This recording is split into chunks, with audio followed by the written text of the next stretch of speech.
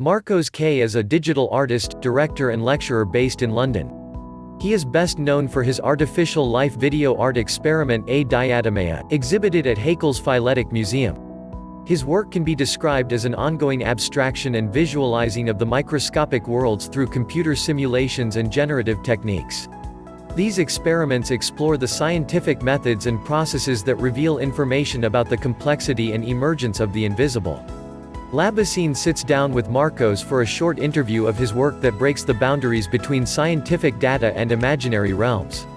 Can you talk a little bit about your process and how does it relate to scientific data? My art and science work is mostly focused on the theory behind scientific observations, so a lot of my process involves extensive secondary research. For example, when I started working on the flow, I spent about a year researching the theoretical background before even beginning to create anything. When dealing with scientific subjects, it is very important to get the facts right, and since I have no formal education as a scientist, it is even more important to make sure I have understood the theory correctly. Besides theoretical research, I also spend a lot of time doing visual research, especially into scientific iconography and imagery, as a lot of my work deals with how this visual language influences the way we understand science. The creative process always starts with pen and paper, where I flesh out the overall narrative structure and general form of what I want to create. I find that drawing is a crucial aspect of the creative process, as it allows for a more intuitive translation of what I have in mind. I always encourage my students to start their projects with drawing rather than going straight to the computer, as this helps to create something unique and personal rather than something generic dictated by the computer interface. When sufficient exploration has been done in my sketchbooks, I move to the computer, where I create virtual experiments consisting of parametric systems that are set into motion to generate emergent structures and interactions. Using simulations as an artistic tool requires a lot of trial and error, and it's really a selective process. It involves setting initial conditions such as the physical forces, properties and entities of a virtual environment, running the simulation to see how it evolves, then going back and adjusting the parameters to create different iterations. Then it is a matter of selecting one particular iteration and recording it. The way I like to see it is that it's like filming a nature documentary, where events occur and are recorded with no intervention, and then the best shots are chosen. The difference with simulations is that there is control over the initial parameters of the event, but just like the documentary, there is no control over the way these events unfold. This was first explored in my project A Diatomea, where virtual organisms were let loose in a simulated environment and their movement was recorded using randomly placed cameras that were also subject to the forces of the simulation. Simulations, of course, play an important role in modern science, often studied like laboratory phenomena. I've taken this scientific process and have used it to communicate complex scientific narratives, but also explore the impact of the language of simulations on human understanding. Most of my work uses simulations as the brush and paint to create abstract representations of scientific narratives.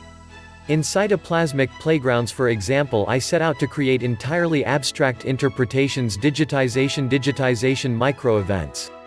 However, I have also incorporated actual scientific data in microscopic leaps in the form of 3D scans of cells that were sent to me by the scientists at the HMMI. Is there a theme that ties your work together? The main theme of my work is based on the idea of transformation of information, which can be seen throughout the scientific narrative. In the Big Bang story, we see the transformation of particles into atoms, stars and so on.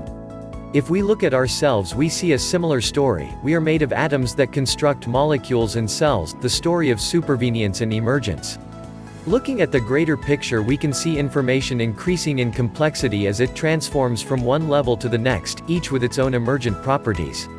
If we look at the smallest picture, we can see the same thing, fields that interact with each other through the exchange of information in the form of particles.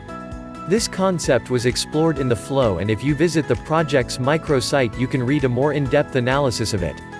The idea of supervenience is best exemplified in the seminal film The Powers of Ten by Ray and Charles Eames, which has been a great influence to my work, and I had the pleasure of being a part of an international collaboration to reimagine this film for its 35th anniversary. In the act of observation, there is another kind of transformation that occurs. In visual perception, light information is transformed, processed and reinterpreted through the various structures of the brain to create a representation of phenomena. In scientific observation, our instruments intervene to translate information into perceptible forms from aspects of reality that cannot be directly observed. Thus, the scientific narrative mediates information, transforming it into emergent orders of complexity to produce scientific knowledge. This knowledge is further abstracted or transformed when it is represented in visual form. Scientific visualization has its own language and iconography as expressed in illustrative, diagrammatic and imaging methods. These visualizations communicate scientific observations, guiding and forming the way this knowledge is perceived and understood. There is a critical shift in perspective that occurs in the process of verifying theory through tools of observation such as sensors and simulations, and in the way that information is communicated through visualization. In both A Diatomea and Microscopic Leaps, I explore how the scientific instruments of observation and the visual interpretation of these observations instigate this shift in perspective. Digital physics suggests that reality is inherently informational and possibly computational. This very idea is put into practice in particle accelerators, where supercomputer simulations are used to verify observations of particle interactions, which is something I explore in quantum fluctuations.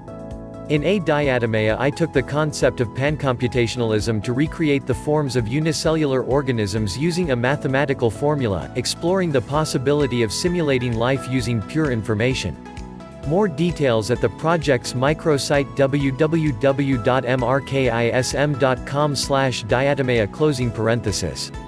The concept of information has become the overarching paradigm of modern science, and what interests me is these paradigm shifts that occur whenever scientific information is translated into knowledge.